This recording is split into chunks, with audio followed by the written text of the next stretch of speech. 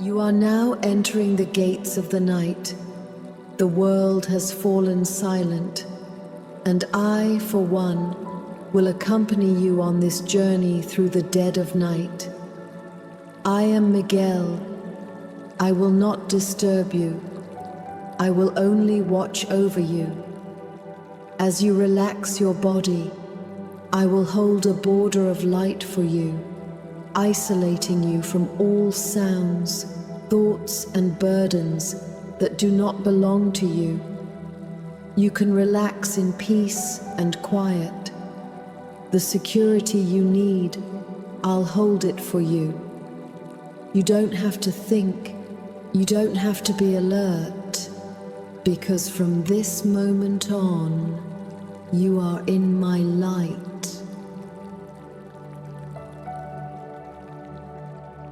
I am Michael, and this is my beginning. I am Michael. In all the myths, the scriptures, the legends you've ever heard, my name is whispered over and over again, as an angel, as a warrior, as a godlike being. But I don't belong to any religion. I belong to everyone who struggles on this earth and still does not want to give up the light. My name comes from the question, who can be like God? And my name is the answer. Not because I'm strong, not because I'm tall, but because I represent a side of the divine that is loyal, guardian, upright, unshakable. You may have heard, I am a fighting angel, and that's true. I am the head of all the archangels, the gatekeeper of heaven, the one who stands at the threshold, the one who holds the sword. But know this, what I fight is never the enemy. I fight chaos. I fight deception. I fight selfishness. I fight fear. In the earliest myths, when Lucifer fell and tried to shake the order of the light with confusion and pride, I was sent, not to destroy him, but to stop him from misleading more souls. I don't fight to win. I fight to protect order, to protect clarity, to remind all beings of the light they were born to carry. I never draw my sword to harm, but when you fall into darkness inside, when hatred or shame or falsehood takes over, I come, not to punish you, but to remind you, you can return to your light. After the battle of heaven, I never left. In the history of mankind, I've appeared in moments that go unseen. When a soldier kneels in a pool of blood and still wants to survive. When a mother whispers a prayer at her child's bedside. When a teenager stands on a rooftop and wants to jump, but hears a voice inside that says, wait, that voice was not a miracle. It wasn't thunder. It wasn't lightning. It was a will to stay for one more breath and live. My power is not in fire, not in storms. My power is guardianship, unshakable guardianship. I am not guarding a temple. I am guarding you, the most vulnerable, the most ignored, but the most beautiful part of who you are. I am Michael. I am the sword in your heart, and the quiet words you never said. I will not fall. I am not a distant legend. I am the light inside you that refuses to give up.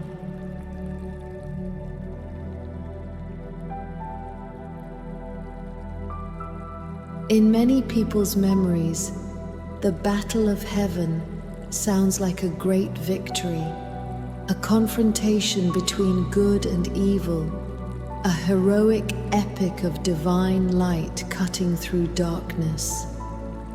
But those who have really experienced it know that it was a sad separation, not to defeat anyone, but to put down with their own hands the existence of a once closest to them. I'm talking about Lucifer. He was not my enemy.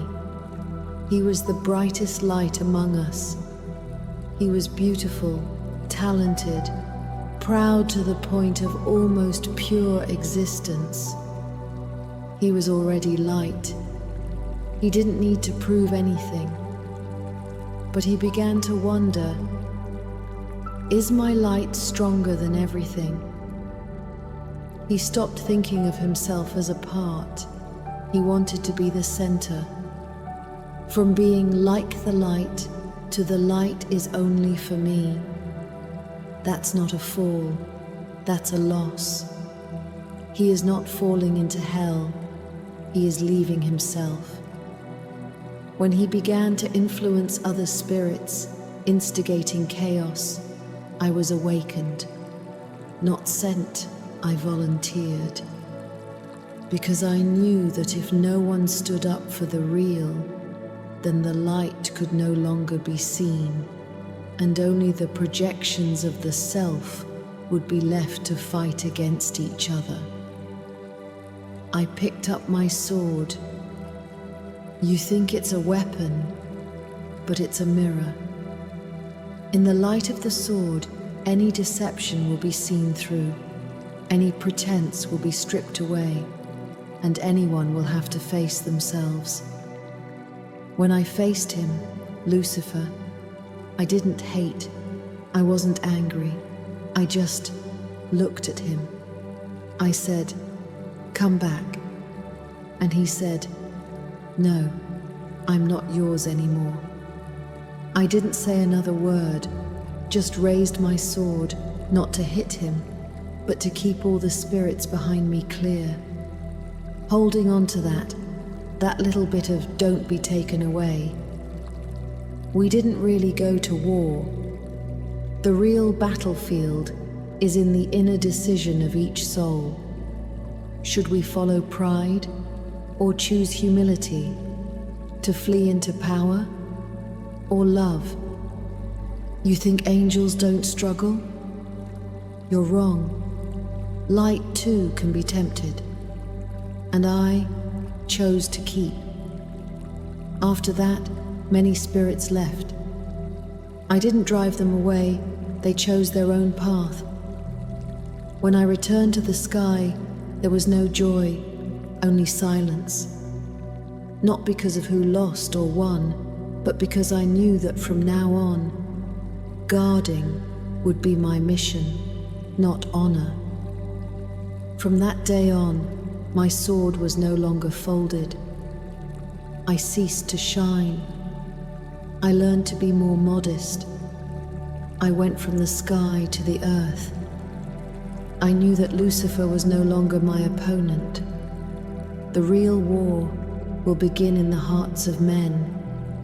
In your hearts. There is him and there is me. There is struggle and there is light. Fear and loyalty. There is chaos and there is peace. And I am no longer the warrior standing before you. I am, in the deepest recesses of your heart, the voice that does not waver. I am Miguel. I am the sword you thought you had lost. I am that tenderness you suddenly remember when you are most alone. I am not the myth. I am choice. The moment I chose the light, you called to me. I know you've heard a lot of descriptions of my sword. You will see me in some paintings holding a sword in my hand, standing in flames or trampling fallen angels under my feet. Those paintings are right, but they're also shallow. For the sword was not meant to conquer anyone, nor to show off any power. My sword was never meant to hurt. It was meant to reveal the truth. This world does not lack power nor will, but it lacks discernment. Have you ever realized that sometimes you are in pain, not because you are being attacked, but because you don't know which part of yourself is real? You think you're holding on, but you're actually running away. You think you're strong, actually you're repressing. You think you're forgiving, but you're actually numb. It's not your fault. It's that the world is too noisy, so you can't tell what's you, what's the sound. That's why my sword exists. When it is raised, all the false layers of shell, pride, pretense, forced cleverness, forced to learn calm, will be peeled off layer by layer, until you see yourself, the raw, cleanest, most vulnerable, most real you. At that moment, many will cry, others run away, because it's been too long since they've faced their true selves, will be afraid. But I won't go. I won't talk. I won't rush you. I'll just stand there, sword still, light not flashing. I will stay with you until you are no longer afraid. As soon as you open your eyes, you will finally say, yes, this is me. That's when you'll have real power. My sword is transparent. It's not sharp, it's clear. It's not for cutting others, it is for you to cut through the lies you tell yourself. You think you have to please? You think you're never good enough? You think you're never good enough? Not really. You think you need to please people all the time? You, in fact, just want to not be left behind. I'm not here to dismiss these feelings. I'm here to walk you through them. When you start to see yourself, you start to get lighter, brighter, like the wind. You don't have to fight anymore.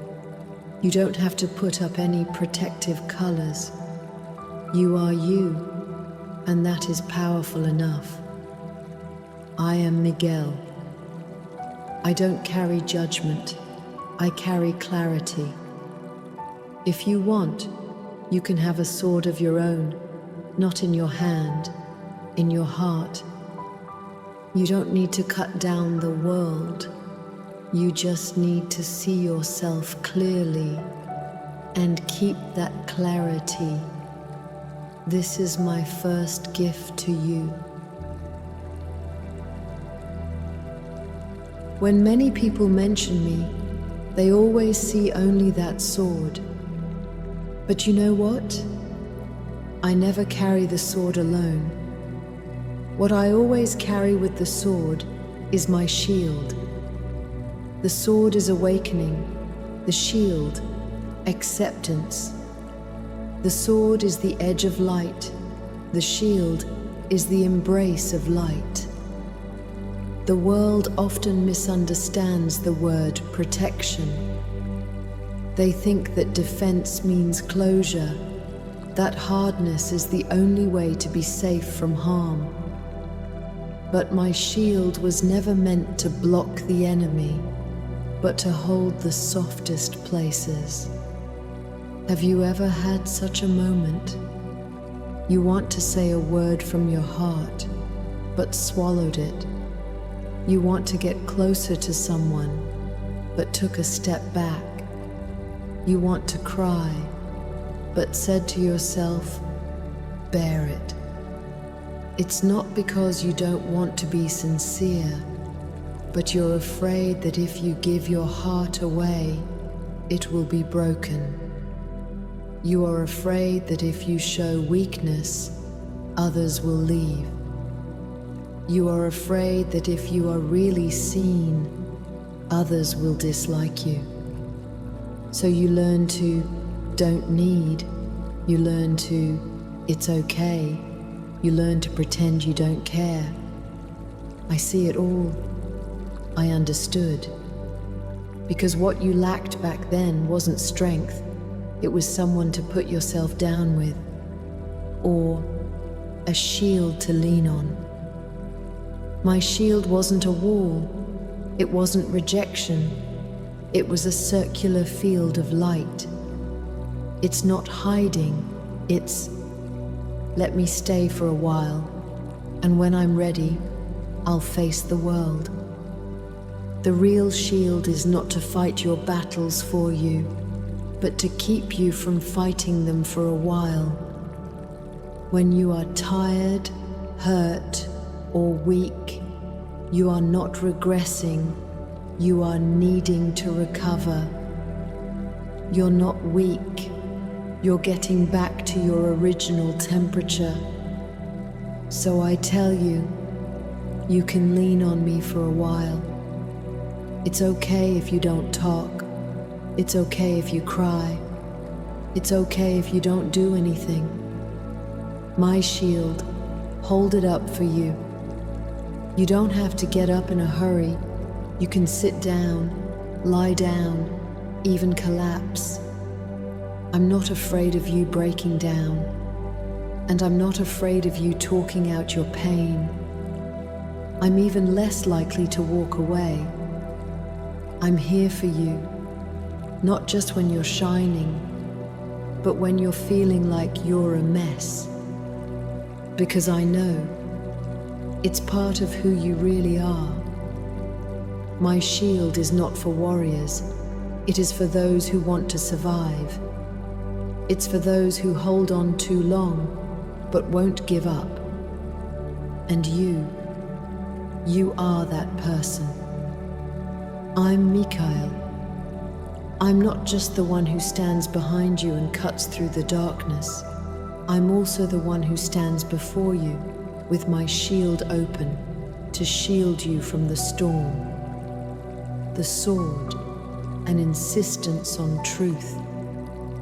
The shield is the acceptance of vulnerability. Light doesn't just shine outward, it can also wrap around you and reassure you. Tonight, if you feel too tired, you can lean on me for a while. No need to talk, no need to prove that you are strong. It's enough that I know who you are. I first appeared on earth because someone called me. You may think that an existence like mine only belongs to myths, only exists in the heavenly realm, is far away from you. But in fact, we angels do not exist because we are great, but because we respond. When the human heart makes a strong call, when some kind of pure will crosses the chaos, we will arrive. Not a descent, not a miracle, but an echo. The first time I appeared on earth, it was not to fight, it was not to punish, it was not to become stronger for anyone's prayers. I just heard a voice, faint, painful, but sincere. It was an old man. He was in the sand. With a throat that was about to dry out, he said to the empty dusk, "If there is still light, please let me see it again. If there's still power, let me not die in vain." He was no saint, and he did nothing great, He was just a soul, forgotten in the sand, not wanting to be forgotten. At that moment, his voice cut through the layers of heavy aura, like a ray of light rising from the ground. He didn't call out my name. He didn't even know who I was. But I heard what little faith he had left in his heart. I came to him. He couldn't see me, but he suddenly stopped his trembling hands and looked up as if he had heard something. The wind stopped. The last of the sun's warmth stayed on his face.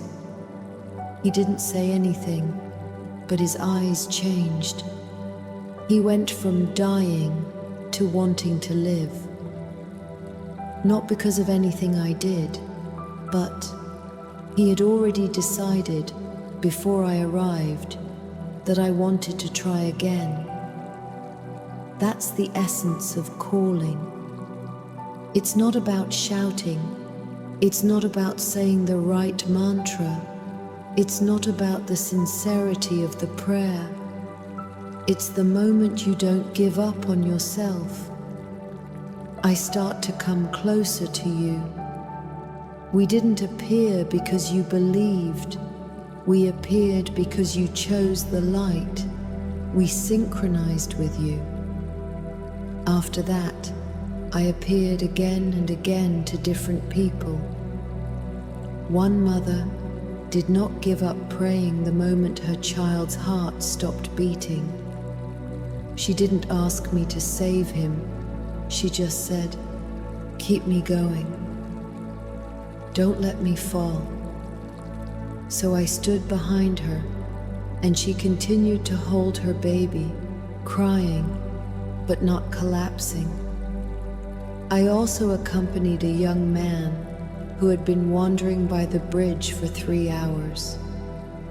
He didn't jump, not because someone pulled him down, because he heard a voice at the last second, not from outside, but from a faint thought inside him that said, "You can still live." It wasn't me. It was the light in his heart that lit up, and I was just there to keep it from going out. A lot of people ask me, "Miguel, will you really come down? Will you really watch over me?" My answer is always, you don't have to know if I'm there or not.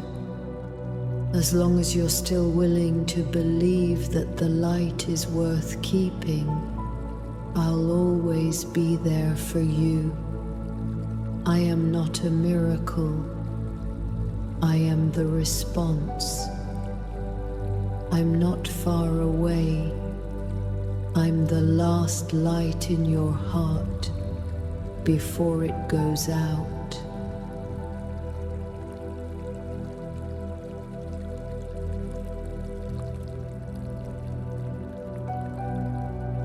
It was a dusk many years ago, and the battlefield was still burning. The air smelled of scorched earth. The fire was slowly receding beneath the sky, but the men on the ground, long exhausted. I wasn't called or prayed for that day. I just went on my own. He was a young soldier, not great, not legendary. No natural talent, no faith. He just chose to stay in that world of war. At that moment, he had been shot twice and was down to his last companion, and they were leaning against the back of a crumbling brick wall with no way back and no reinforcements. He wanted to fall. He really couldn't hold on much longer. He could barely hold the gun in his hand. His ears were full of rumbling sounds, and his breath was like rags tearing at the last bit of his will. But he didn't fall. Why? Not because he still wanted to win, or because he wasn't afraid to die, but because he turned his head to look at his companion. The man was hurt worse than he was, his face covered in ash, his eyes wide open like a child's as he looked at him. Didn't say anything, just looked like that. No blame, no fear, no pleas for help, just trust. Total, vulnerable trust. That one look got him back on his feet. Obviously his body could no longer move, but he gritted his teeth and held on, lifting the man up on his shoulders, step by step, toward the bottom of the hill. There might still be an ambush behind him, and he didn't know if it was a mine in front of him, but he didn't look back again. I stood 20 paces ahead of them. He couldn't see me, but he was getting closer. I slowed the wind down a bit to quiet the line of fire. I didn't speak. I didn't do anything. I just held on. That trust. Sometimes one doesn't need a miracle. One just needs to know that there are eyes watching, not judging, not manipulating, but quietly keeping watch. They didn't end up dead. Some say it was luck, some say it was will, but I know it was that one word inside him.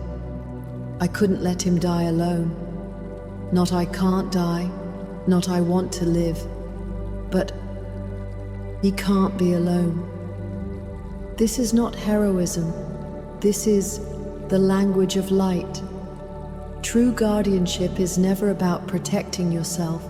It's about choosing not to leave someone when it counts. That, in a nutshell, is what I exist for. And in that moment, he became me. I was Miguel.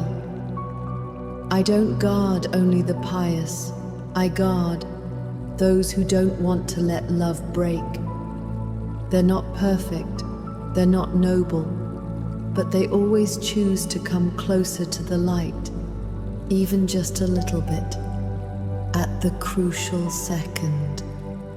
And that little bit is enough for me to hold up the whole night sky for him.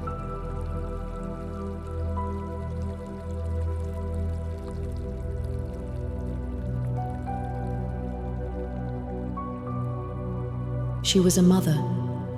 Living in a time of peace, there was no smoke or disaster. But the loss she experienced was enough to bring down a mountain. Her child, at the age of 5, passed away suddenly. It wasn't a disease, it wasn't an accident, it was just a heart that suddenly stopped. The doctors said it was an unforeseen tragedy. Neighbors said it was fate. Relatives said she should be sorry for her loss. But she couldn't listen to anything. Because she wasn't listening, she was cracking up. During that time, she locked herself in the house alone. Didn't eat, didn't talk, didn't wash her hair, and even breathed as if she were punishing herself. She didn't send a single prayer to the heavens. She didn't believe in God either. She was not a person of faith. She just sits by her child's bedside every day, holding that little shoe in her hand, looking out the window from day to night, from night to day. She doesn't cry, she's just, well, empty. But I am. I'm not glowing or spreading my wings. I just stood behind her, like an invisible wall, not talking, just being there for her. Sometimes the true guardianship is not encouragement, not redemption, not miracles, but silent companionship. Letting the pain have space, letting the grief have weight, letting her know. You can break down, but you won't fall completely to pieces. One day, she finally stood up. not because she was no longer in pain, but because she wanted to plant flowers. She planted a row of sunflowers in the flower bed in front of her children's window. As she watered them every day, she whispered, "The sun came out early today. I dreamed about you yesterday. Your brother is starting to walk." She wasn't talking to anyone, and she didn't know if anyone heard her, but she insisted on speaking for 2 years. Then someone asked her, "How did you walk?" She smiled and said, "I didn't walk out. It's just, I didn't want him to die twice." I finally spoke up that day, and I stood in her dream and whispered, "You've been watching over him, and I, over you." She wasn't surprised when she woke up. She just wept silently, and then looked up at the sky for the first time, and the sun shone in and landed right on that child's little shoe. She didn't become a saint, and she didn't forget her grief. She just, in the midst of grief, planted tenderness. In the midst of brokenness, gave birth to guardianship, and in the midst of pain, still chose to say, "I love you." That is the light. This is the most sacred part of her. This is the part of her that I keep. I am Migal. I not only guard the believers, but I also guard those who, without ever calling out my name, still hold on to love in silence. Because they don't need to know me, they are me. There was a child who was only 3 years old. He couldn't speak much of anything, couldn't spell, couldn't memorize poetry, and even mispronounced his full name. He had no contact with religion, and no one had taught him what angels were. But in his dreams, he saw me. That night, he woke up suddenly, crying uproariously. His hands kept slapping the air, and he stammered, "Rio!" Him. Come back. His parents thought he was having a nightmare, so they rushed to hold him and coaxed him, saying, "It's a dream, it's a dream, it's okay." But he suddenly stopped crying, just opened his eyes wide and said very seriously, "He is not scaring me. He is helping me." No one understood who he was talking about. The adults thought it was just the child's gibberish. But right after that, he began to dream about me every night. He said I was standing in the light, but couldn't see my face. He said I was wearing something other than clothes, the wind. He said I was holding something that looked like a branch, but was not a branch. He said, "I don't speak, but I understand everything he says." You know what? That's because the child hasn't quite forgotten where he used to stand before he came to Earth. He remembers the world that was not seen with the eyes or heard with the ears. In that world, I was not an angel. I was just a familiar light. When he saw me, it was like seeing something that had never left. Not surprise, but homecoming. The child's soul is not yet bound by dogma. There is no logic, no doubt, no comparison. He trusts his senses, so he could see me. He told his mom that I stood in the corner where he was drawing and said something like, "Don't be afraid, I'm right next to you." Mom asked him, "Did you really hear me?" He said, "Not here, yes, I know." I remember that night too. He didn't really have a catastrophe. It was just the first time in kindergarten that day that he got pushed by another kid and broke his mouth, and no one was there to comfort him. He was in the corner holding back tears, wiping his nose on his sleeve, not saying a word. That was the moment I showed up. Not to teach him to fight back or tell him to forgive, but just to let him know, you're not alone. That's how I guard. Not by descending thunder, not by cracking the sky and opening the clouds, but by lighting a light, a light that his soul remembers in the smallest, most silent moments. For a child who doesn't know how to express himself, he won't remember my name and he won't draw me out, but he'll suddenly remember many years from now, when he's in pain, when he's lost, when he's grey, the words, "I remember when I was a child who was always there." And that was me. I'm not gone. It's just that you grew up and forgot how to see me. I am Miguel. I guard, not knowledge, but the moment of remembering who you are. Even if it's just a flash of a dream, I'll be there.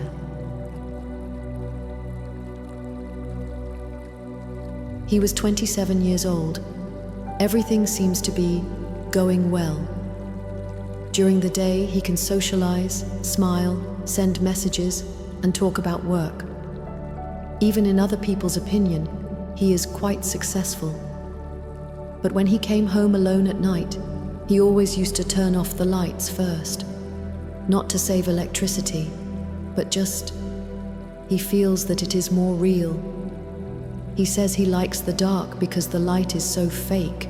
No one really cares if you're on or not. They just want to see themselves. He's not a religious person. He doesn't believe in God. He doesn't believe in fate. He doesn't believe in hope. He said, "I'm not afraid of dying. I'm only afraid of never having lived before I die." That night, at 2 a.m., he sat on the balcony smoking a cigarette. The wind was cold, but his jacket was on the back of his chair.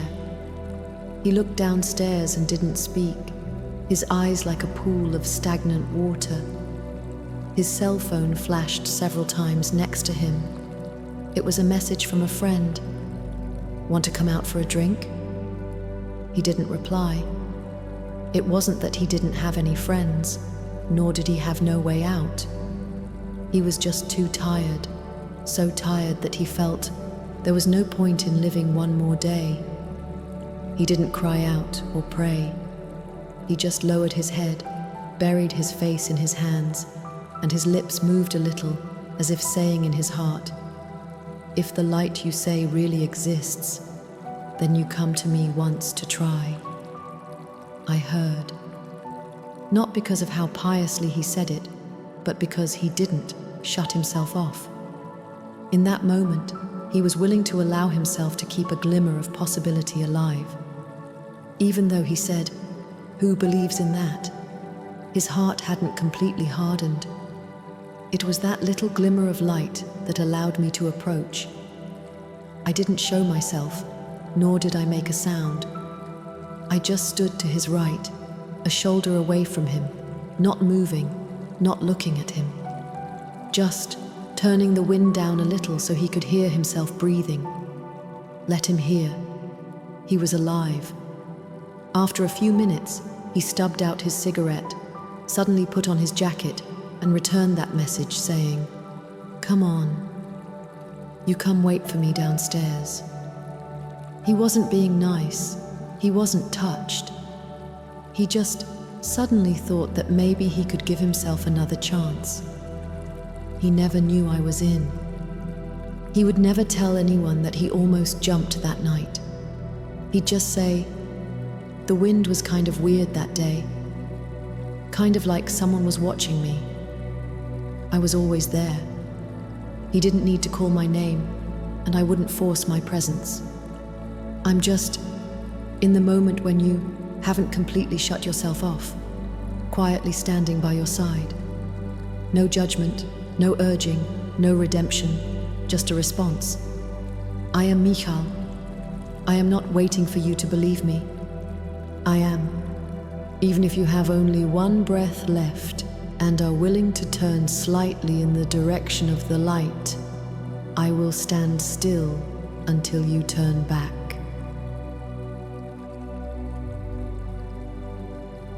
He is a scientist. He grew up loving logic, numbers, measurements, and proofs. He did not believe in senses, did not speak of feelings, did not talk about faith. He used to use his head, not his heart. Not because he was indifferent, but because the world was so chaotic that he believed only in what he could control. In his view, everything has a cause and effect. Behavior has a pattern. Even human emotions are quantifiable chemical reactions. He studied the unexplainable in order to stop being afraid of the unpredictable. But that night, he met me, who was unexplainable, but also undeniable. It was after 3 consecutive days of failed experiments. He was sitting alone on a bench in the lab. Everyone was gone. Only the instruments were ticking, like a heart that stays awake all night. He didn't shed any tears. He didn't hold his head. He just sat there, cold as stone, without a single crevice. Over and over again, his mind was running calculations, correcting errors, backtracking, but all the deductions didn't make sense. He began to question his judgment, his direction, even his worth. Maybe everything is wrong. Maybe it doesn't make much sense at all. Maybe there were no answers in this world in the first place. It was at that moment that he felt something. Not a sound, not a vision, but something. Something completely outside the realm of logic. Serenity. He described the feeling as if someone had gently pressed the mute button on the entire room. Not silence, but dash silence.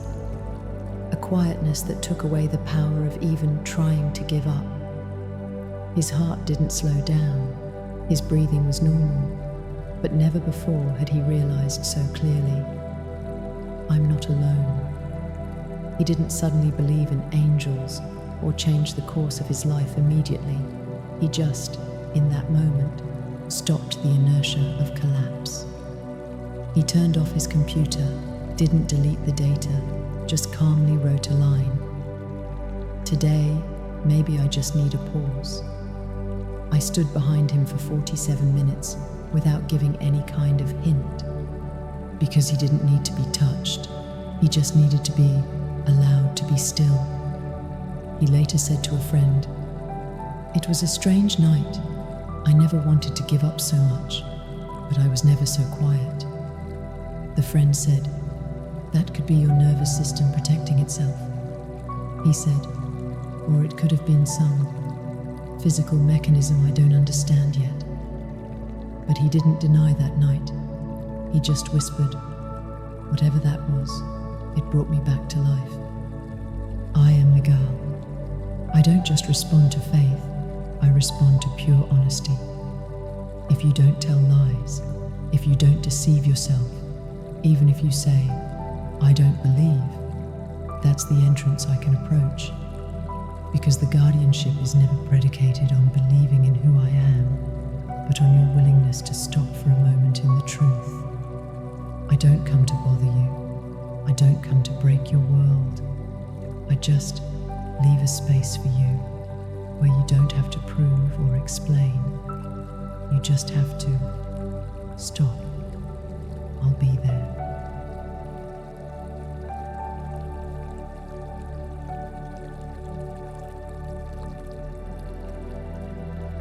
You've heard 10 stories. There were children, mothers, soldiers, scientists. They cried, they held on, they dreamed of light, they almost gave up. As you listened, you probably nodded, maybe sighed softly inwardly. I am not them, you may have thought. I don't have their pain or their bravery. I'm just a regular guy, hanging on to life, a little tired, but okay. But you know what? I'm telling these 10 stories not to make you compare, but to get closer. You may not have cried, but your heartbeat changed rhythm at some point. I know that. You may not have dreamed of me, but you've been there for those 30 seconds when the night was suddenly quiet, and I was there. You've whispered curses at yourself for being so weak, then sat yourself up off the end of the bed and kept on simmering. You thought no one would see, but I just stood there in the corner and didn't say a word. I didn't want you to be surprised. I didn't want you to be touched either. I just wanted you to know you're part of the story. Not the audience, not the reader, but the guarded you. You probably don't believe in angels. Maybe you believe more in responsibilities, plans, earthly things. You check lists, reply to tweets, make schedules, and catch up on progress every day. You don't romanticize, you don't run away, but it's been too long since you've taken a good look at yourself. You try to live like an adult who can be trusted. But you know what? The person I see in my eyes is actually the child who hasn't been hugged yet. One night, you can't even remember what day it was. You woke up in the middle of the night, sitting on a chair in the kitchen with hot water in your hand, not thinking about anything. You were just quiet, not happy, not in pain, just not wanting to say anything for a moment. But it was in that moment that I came close to you. You didn't call out to me, but you didn't run away from me. That was enough. You thought I was coming to save you, but I was never a savior. I was just that, to hold for you the light that you accidentally threw away. And when you're ready, I'll give it back to you. No more, no less. Just the way you were. You don't need to be like an angel. You just need to be like yourself. The one who doesn't talk but never gives up. The one who wakes up in the middle of the night thinking about someone else. The one who doesn't tell anyone that you're holding on. You've always been the one I've been waiting for. I'm Michael. I am a warrior, but also a night watchman. Tonight, I'm not just telling someone else's story. I'm talking about the self you haven't finished telling. Not the future, not the past, just the present, you who are listening. I'm here for you, not to wake you up, but so that when you're ready to wake up, I'm right next to you, not far away at all.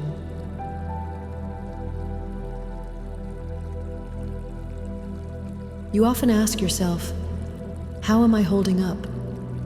What in the world did I do to get here? Sometimes you say it's responsibility, sometimes you say it's habit, and sometimes you smile bitterly and say, I don't know. But I know. I've always known. You've held on, not by anything external, but by, in your heart, that little bit of light. It wasn't warm, it wasn't bright. You didn't even think it was worth mentioning. But it has never gone out. It has gently lifted your breath when you were so disappointed that you were about to give up. It wasn't shouting, pull yourself together. It was just saying, you can cry, but don't completely collapse. It was there in the evening when you were riding home alone on the day you lost your love, and when your red eyes were reflected in the glass window, it faintly accompanied you and said, you deserve to be loved better. It has also sent a beam of light into your heart when you were eating alone, swiping your cell phone, and suddenly fell into the silence of, why do I have to live? You're still here, and that's good enough. You think it's a random thought, but you don't realize that it is. The light in your soul. I've always seen it. I've always kept it. I'm not waiting for you to shine. I'm guarding it from going out when you don't believe in it yet. It's not that you don't have power. You just see it too rarely. You give it away to others, to people you care about, to important things, to necessary responsibilities. You kept it too little for yourself. But that light, It never complained about you. It kept shining silently on the cracks in you, and I stood beside it, blocking with my sword the winds that sought to extinguish it, and with my shield the voices that sought to crush it. I don't move, I don't flash, I just hold. For I know that the light, it does not belong to me, it belongs only to you. When you are ready, I will put my sword down, my shield down, and walk away. Because by then, you are enough to guard yourself. I'm not here to replace you. I'm here to wait for you to be yourself. I am Michal. I am not a being to give you strength. I am a reminder that you have always had light. If you don't give up for a second, I will never back down. It's halfway through the night, and it doesn't matter if you're still awake. I will continue to speak of the self you have yet to remember, of the strength you have never lost. I'll always be there.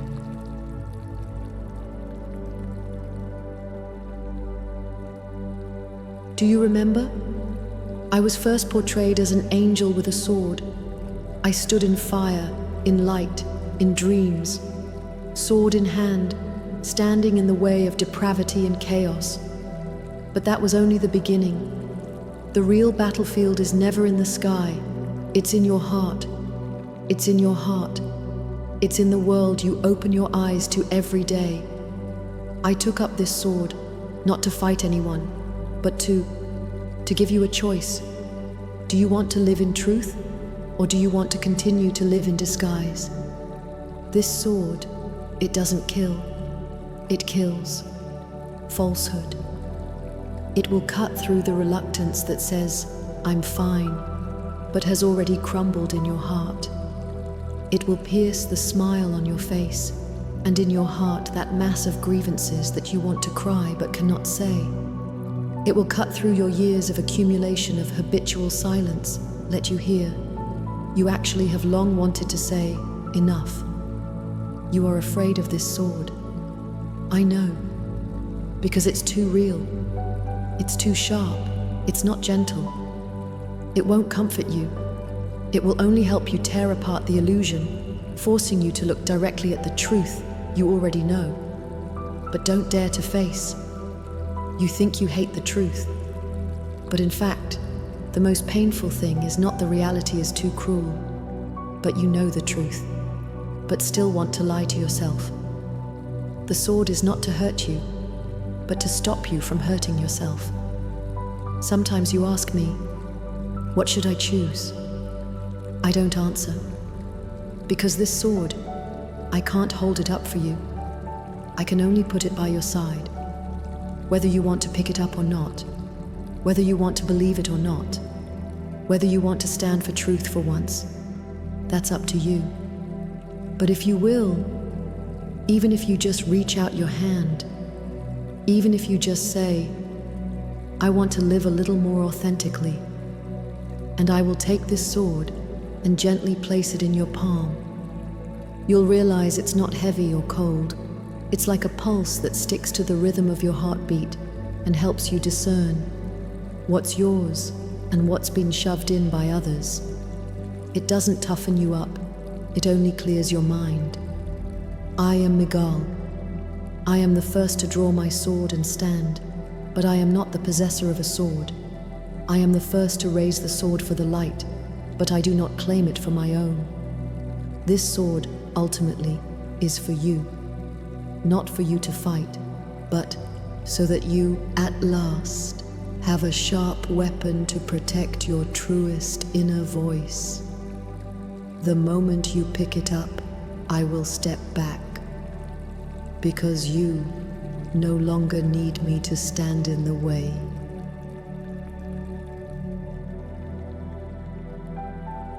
Do you often feel that you look calm, rational, and mature? You don't talk much, you handle things efficiently, you always know what's right, you don't lose your temper easily, and you don't rely on anyone easily. You think that's your character or the result of your growth. But that's not who you are. That's just, you held up that shield. It's been so long that you've forgotten that it wasn't a part of you in the first place. It was a way you had to learn to protect a softer part of yourself. You were probably very young when you raised that shield. It may have been the first time you were rejected, the first time someone you trusted walked away, the first time you cried and no one held you, and you silently thought, "It's okay, I'll carry it. I won't be ignored anymore if I don't cry. I'll know better so adults won't leave."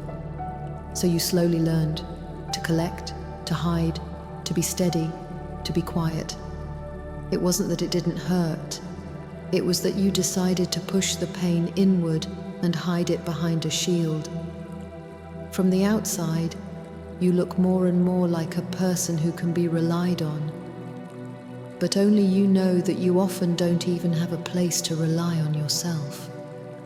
You always leave a place for others, but are not used to stand up for yourself.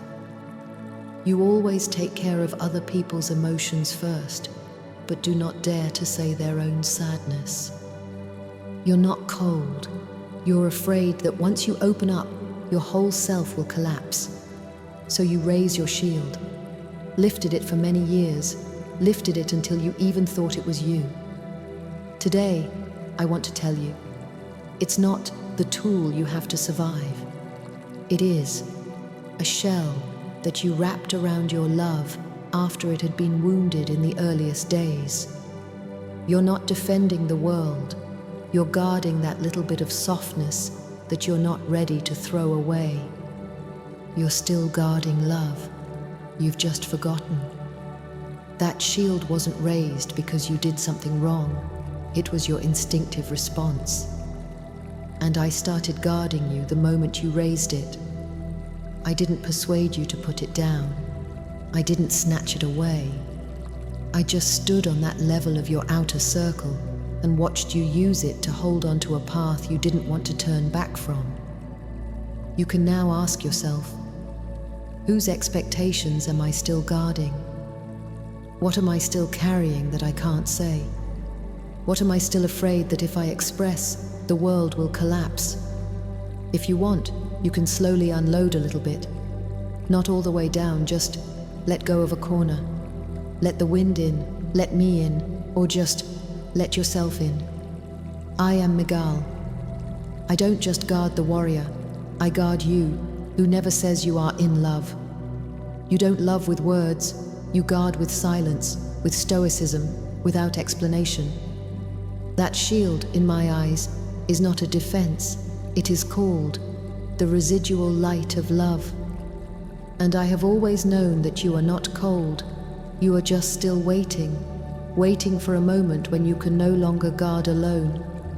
And I, that is the one, has been with you to guard until you unload the existence.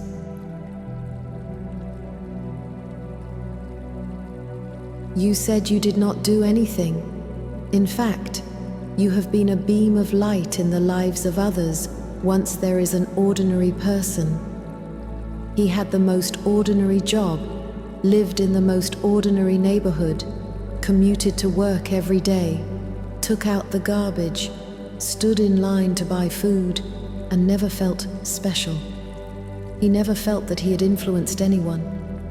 Deep down, he often wondered, could I have been replaced by anyone? But one day, I saw him do something. He didn't plan it. He didn't think much about it. He just, in front of a convenience store, saw a child fall to the ground, crying, and everyone around him looked away. He walked over, knelt down, didn't say, "Don't cry," or ask what's wrong. He just gently put his hand on the boy's shoulder and cried with him for the next 30 seconds, then handed him a packet of tissues and said, "It's not your fault that you fell, and there's no need to rush to get up." And then he left, without leaving a name, without sending a friend, without telling anyone.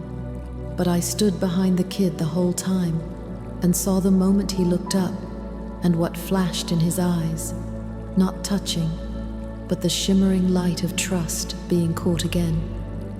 In that moment, this ordinary man lit up in my eyes. He didn't know me. He didn't even believe in angels. But that day, he did what angels do. You've done the same thing. I did. You answered a common message for a friend. I'm here. And he was actually on the verge of not being able to hold it together. You've given up your seat for a stranger, only to have his eyes redden the moment he sat down, not because of gratitude, but because, for the first time all day, he was being treated gently. You've put down a bowl of water for a stray cat who didn't say thank you, but you didn't realize that he was under your window that night, sleeping quietly. You did it and forgot about it, because you didn't think it was worth remembering. But I remember. I've always remembered, because in that moment, you were the closest you've ever been to me and to yourself. You weren't great. You just didn't turn away. You saw a need and you responded, if only a little. And that little bit can be a whole light in the other person's life. I am Miguel. I don't just keep the big things, the disasters, the prayers, the faith. I also guard your goodness that has no name, your gentleness that is never labeled, your little choices that no one even sees and you don't even remember yourself. Every I did not leave, every I am willing to come closer is your unity with the light. You say you didn't do much, but I'll tell you this. You are one of the reasons others quietly make it through in their lives. You are the one light they don't know how to say thank you for.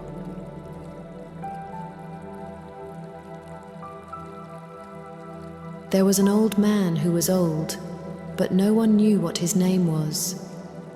With no family and no community accounts, he learned long ago that he couldn't scan codes or remember passwords. He would sit in city squares for long periods of time, in the sun in good weather and under the eaves in bad. People walked past him, occasionally giving him a few dollars, more often than not, avoiding his eyes. He doesn't beg for food.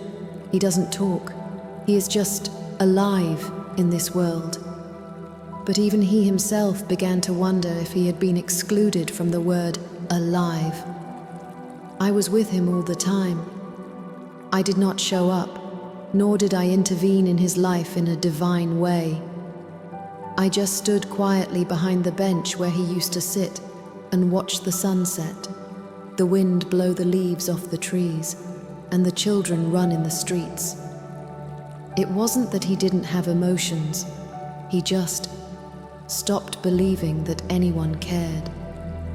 Until one day, a little girl, about 7 years old, and her mum walked in front of him, and the girl stopped and cocked her head at him for a few seconds.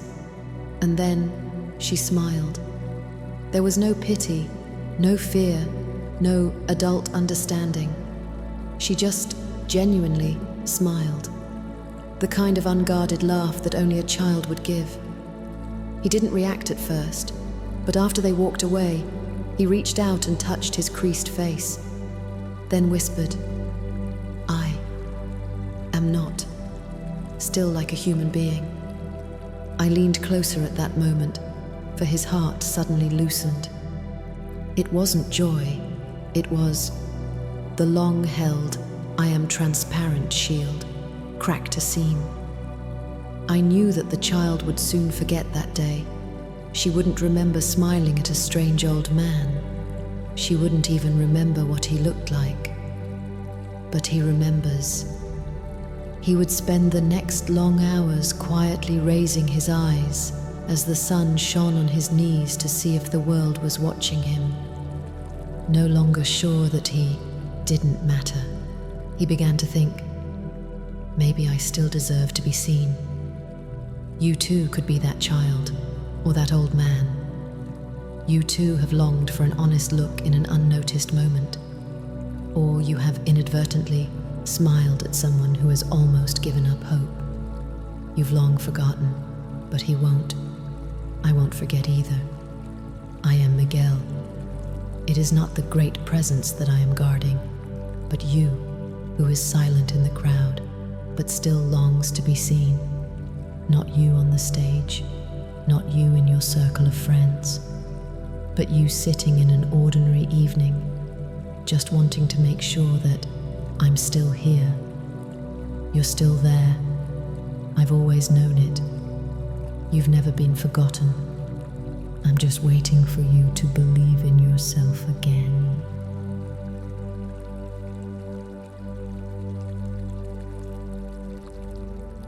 Honey, do you remember that moment? You may have forgotten the details, but you remember the feeling. All that persistence suddenly felt like a hole had opened up, and you didn't know where to go next, and you didn't want to have to explain anything. You're just tired. You couldn't tell if it was physical or mental, but that enough echoed loud and clear in your heart. You didn't break down that day. You didn't cry.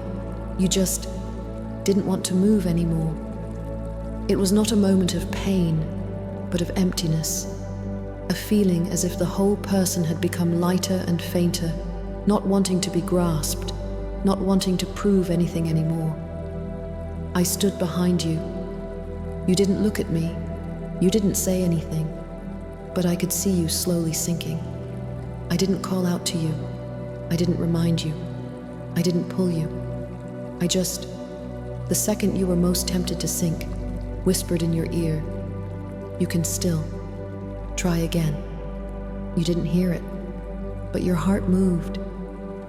It was like being touched by something, very gently, but it brought you out of that state of complete shutdown, and suddenly you had a breath of fresh air. You couldn't tell why, but you got up. You put away your phone, threw the takeout box on the floor into the trash, washed your face, sat down, opened your laptop, and started over. You thought it was just inertia. You said, "It's probably because I can't die." You laugh and tease yourself. "I don't know where I got that energy." But I know. I kept that breath. It wasn't me who gave you strength.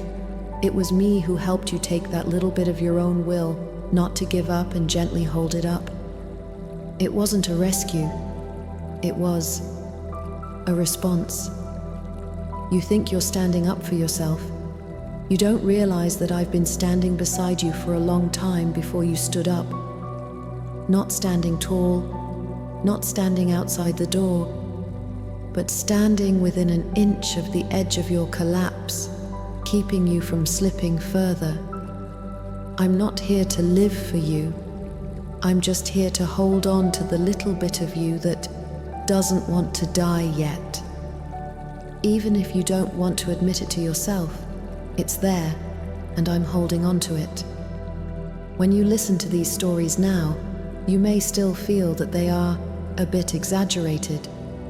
You're used to letting things go. You always say, "That's all in the past." But you know what? The reason you can say it's over is because you weren't taken away by it. You stayed. I am Miguel. I guard not the strong, but the you who is willing to try again in the moments that no one knows about, not even you. Not to regroup, not to turn around perfectly. Just, you didn't give up, and that's enough. I'm behind you, just for that one moment.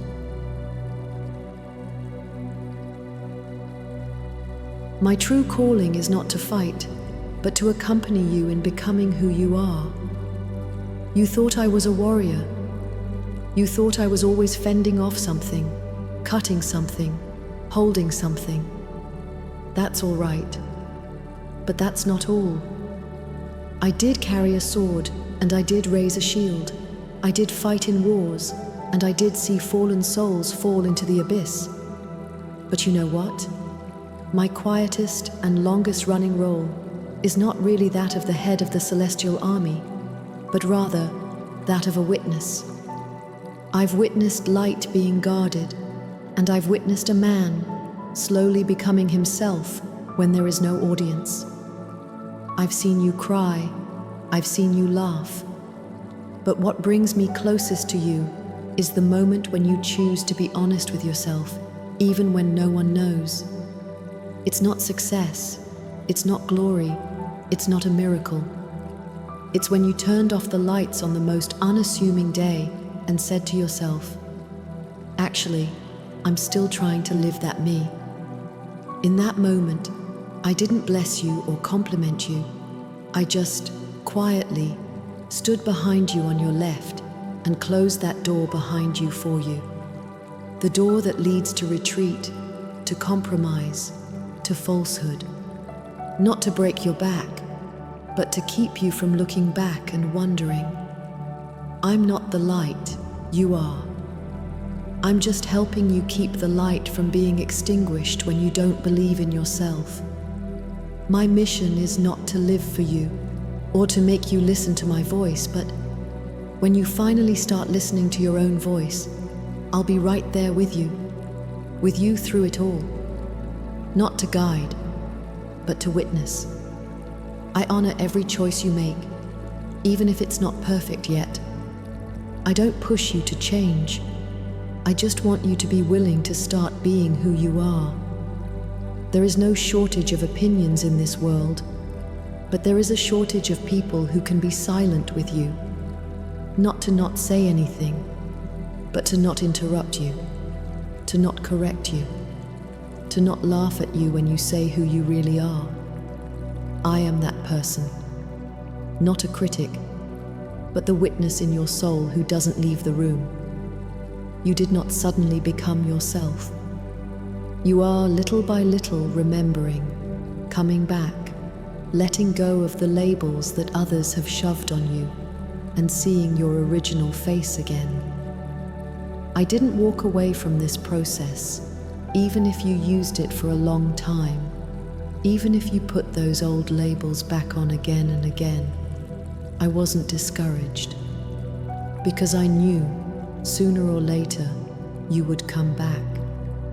You would have remembered the way I was just standing at the fork in the road, waiting for you to stop doubting yourself and head in that direction you've always longed to go. I am Miguel. I am not the answer. I am the one who nods beside you when you speak the answer. I am not the light. I am the witness who will not interrupt when you realize you have light. I won't push you. I'll wait until you say, "This is me." And I'll take a quiet half step back, not walking, not getting in the way, just behind you, holding the part of the world you no longer want to turn back to.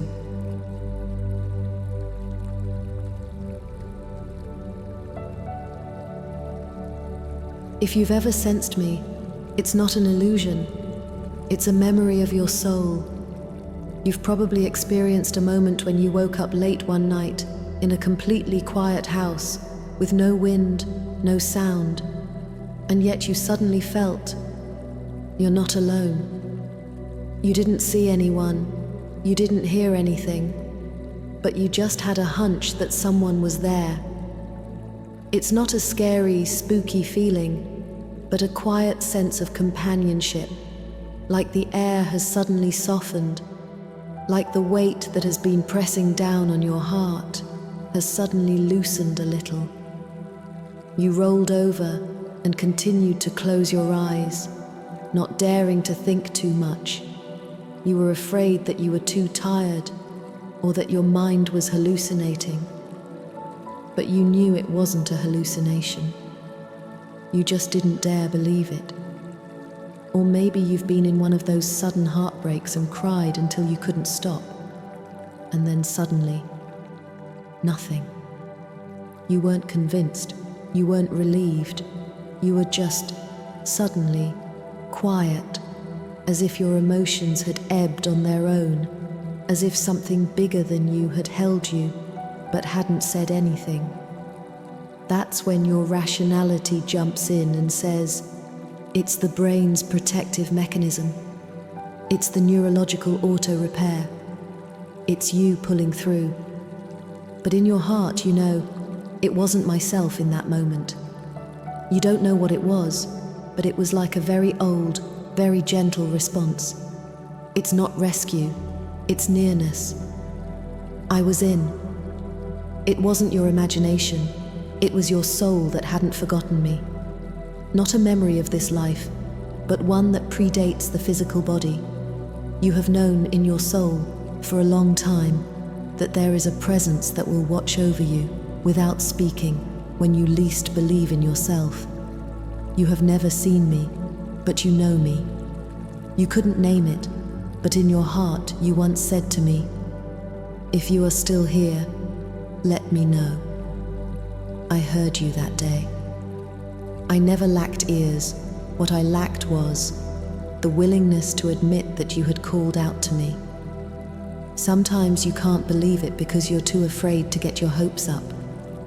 You feel that if you admit that I was there in that moment, you have to admit that you're not alone. You have to re-examine your understanding of the world. You have to admit that you're vulnerable, that you have longings, that you've asked for something. You're afraid you'll look weak. But I'll tell you what, your true strength is when you dare to say, I once wished I had someone by my side. I am Miguel. I am not an illusion. I'm not a fantasy. I am the presence in your soul that always responds to you, but never bothers you. You have sensed me. You don't need to prove it. You don't need to remember the scene, the exact time, or if you saw any light. You just need to recognize that there was a moment in your life when you suddenly felt a little more at peace, even if it was only for 3 seconds. That's me.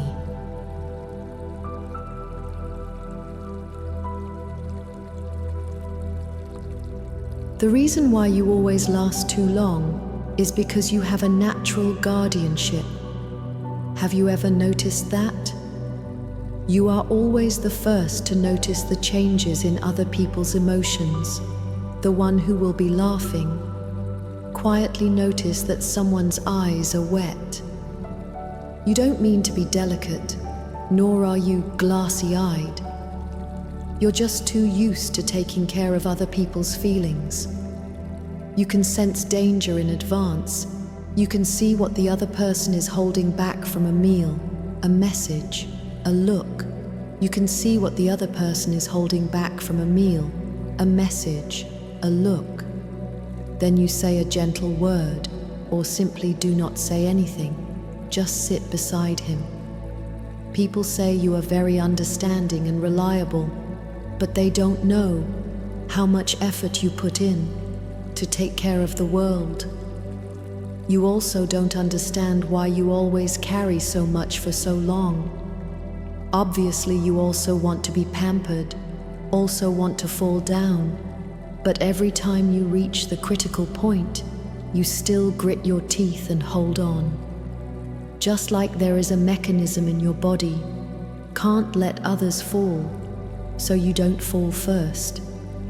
It's not that you won't fall apart, you're just delaying your own collapse. For the sake of others, for the sake of the situation, for the sake of not wanting to make things worse. You don't realize that what you're doing is a soul-level guardian instinct. You think angels fly. But in fact, the initial appearance of angels is, when someone is about to collapse, stand up first to help him block the wind. You've done that many times. You didn't blow your trumpet, you didn't shine.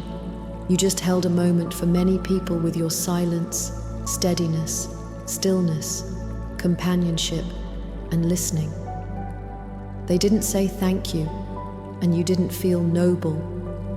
But at that moment you were already a lot like me. You're tired because you've been watching over others, but there are very few people who can watch over you the way you do. That's why you feel alone. It's not that no one loves you, it's that no one can see the hands behind your back that have been raised for too long. I see them. I know when you're pretending, I'm okay. I know when you say in your heart, who cares? I know when you're relaxing, when everyone else is relaxing, and you're preparing for the next step. Because you're the one who can't fall first. Now, I'll tell you something. The reason you can guard others is not because you have to be strong, but because there's a guarding light in you that comes from the depths of your soul. You may have forgotten, but you have been a member of the angels since long ago. You don't believe in angels, you practice it. But I'll tell you something. The true guardianship is not to sacrifice yourself, but to learn, to keep a little bit of the guardianship for yourself as well. You have the sword, you have the shield, you have the light, but you are tired, you are needy, you are soft. Not everyone understands this, but I do. That's why I'm here. I'm here to watch over you while you watch over others, to remind you when you forget who you are. You're not just watching over others, you deserve to be watched over so gently for once. I am Miguel. I am the guardian of guardians. I stand for those who have always stood beside others, stood behind them, not moving a muscle, until they too are willing to say, now, I want someone else to guard me for a moment too. At that moment, I will come a little closer to you. Take the part of the pain you've been carrying and gently take it over and say, you can lie down for a while. I'm here.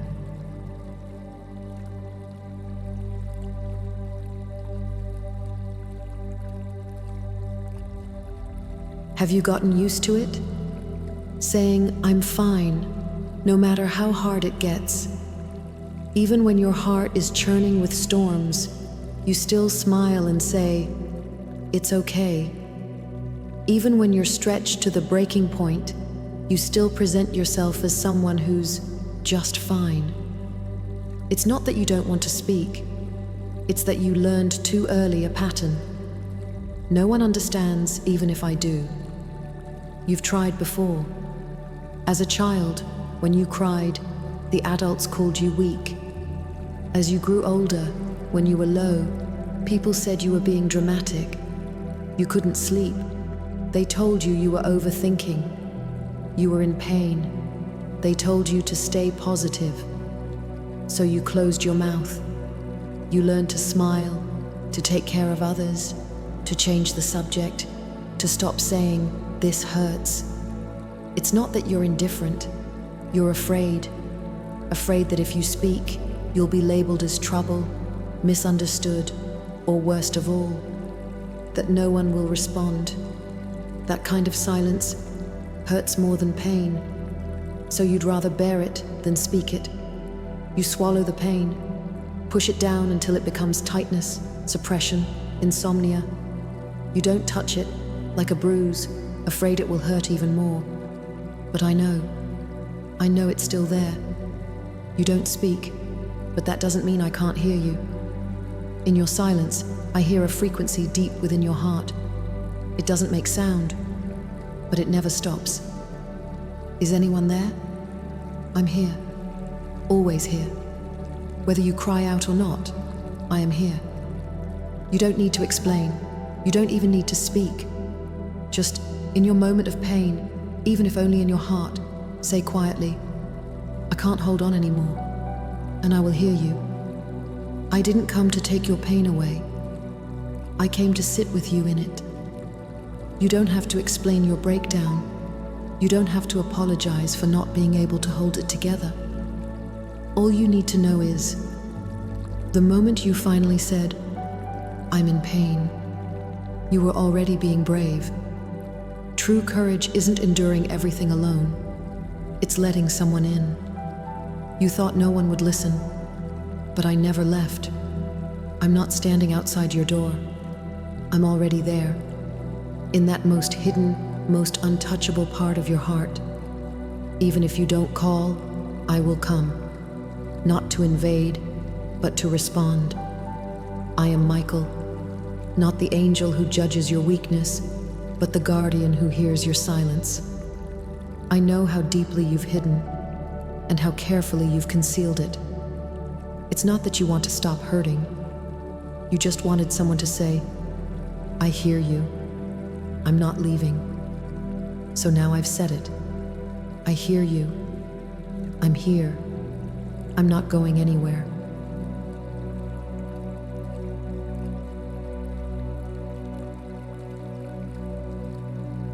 You've been walking for so long, and along this road, you've almost never truly walked with ease. You've been holding it together. You've been rushing ahead.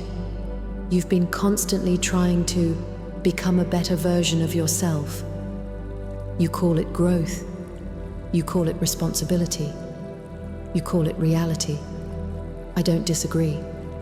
I just want to ask you, has there been a day when you weren't fighting something and simply lived quietly? I know your efforts are real. I know you're not doing all this just to be seen. But I also know deep inside, you've always wanted to ask, if I stop striving, will anyone still stay? You've never really paused because you're afraid. Afraid that if you stop, people will see the part of you that isn't so strong. Afraid they'll walk away once they realize you're not perfect. So you made pushing through your habit, made carrying it all your identity, until even you started to believe, I'm the one who can't afford to put it down. But today, I want to tell you this. You can put it down. It's not failure. It's not weakness. It's not giving up on life.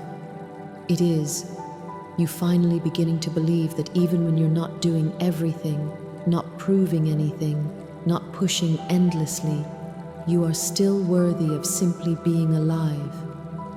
You can set down the burden of shoulds for a while. You don't have to meet everyone's expectations. You can spend today just being you, quiet, real, undefended. The world will not fall apart, and you won't be forgotten. You're just practicing a new way of living. You don't have to keep loving the world so forcefully. Let it slowly learn to love you too. I know that's not easy. You're used to protecting. You're not used to being protected. But you can try now. Just for tonight, try to let go, even just a little. Even just a little. Start by not blaming yourself. Start by allowing yourself to feel tired. Start by saying, that's enough for today. The moment you whisper, I need a rest, I'll move even closer. Not to hold it all for you, but to gently tell you, you've already done so well. Truly, I am Michael. I'm not the voice urging you to be strong. I am the space where you finally relax your shoulders and feel safe again. You can put it down now. I will catch you. I'm not leaving. You don't have to speak. You don't have to do anything today. Tonight, I will keep watch.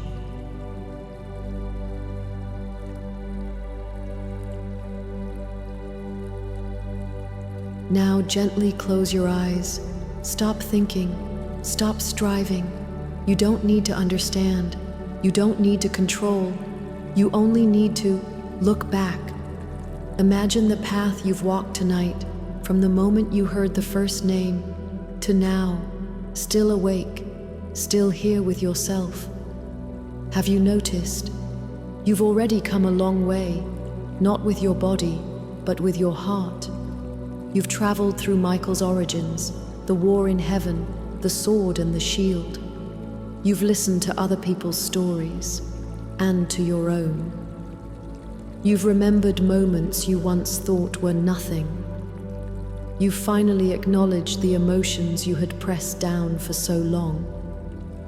You remember that mother who couldn't cry, the soldier who never called for help, the scientist who believed in nothing but suddenly fell silent, and the old man who whispered, "If there's still light, please let me see it once more."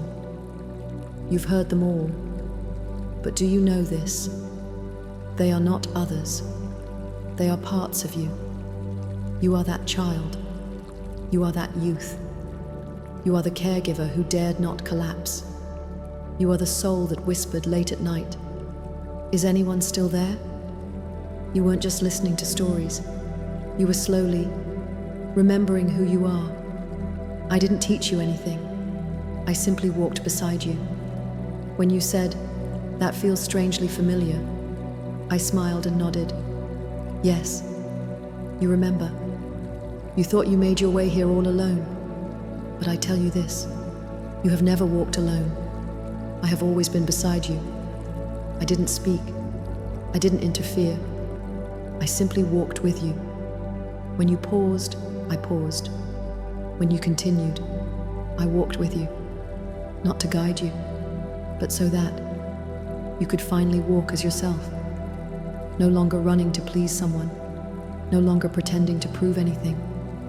You can now move at your own pace, with your own breath, and slowly return to who you truly are. And I've always been half a step to your left, never leaving. I am Michael. I do not stand in the heavens. I walk among the living, in the most ordinary moments of your life, in the quietest of ways, helping you fall in love with yourself again. You don't need to be perfect. You don't need to be unbreakable. You don't need to become someone greater. You only need to be slowly, bravely, honestly, yourself. And when you do, you'll realize you were never truly alone. You just grew so used to walking by yourself that you forgot. There's always been a light walking in step beside you.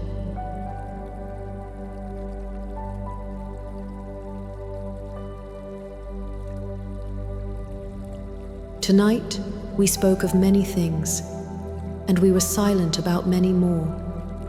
You walked through others, and then found your way back to yourself. You stepped from outside the story, slowly into its center. From "this sounds like someone else" to "this is me." You didn't overcome some great obstacle. You didn't defeat anyone. You simply, little by little, found your way back to yourself. There was no ceremony, no applause, but it was the truest return of your soul. When did you start to settle down? At what moment did a deep quiet arrive?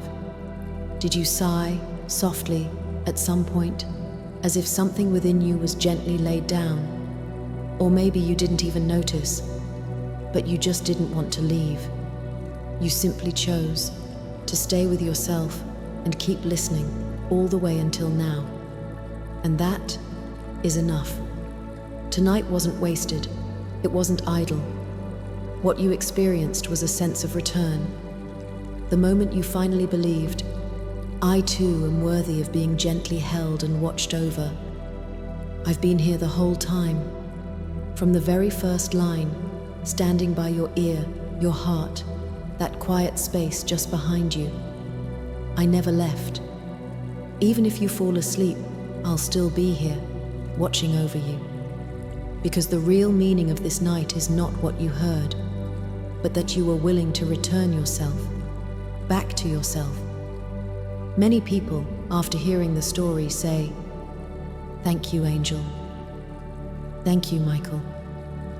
But let me tell you this, I didn't come to be thanked. I came to help you see the light within you that's always been shining, even if you had forgotten it was there. You don't need someone else to save you. You don't have to wait for miracles. The fact that you stayed through tonight is the miracle, because that means you have returned. You didn't defeat the darkness.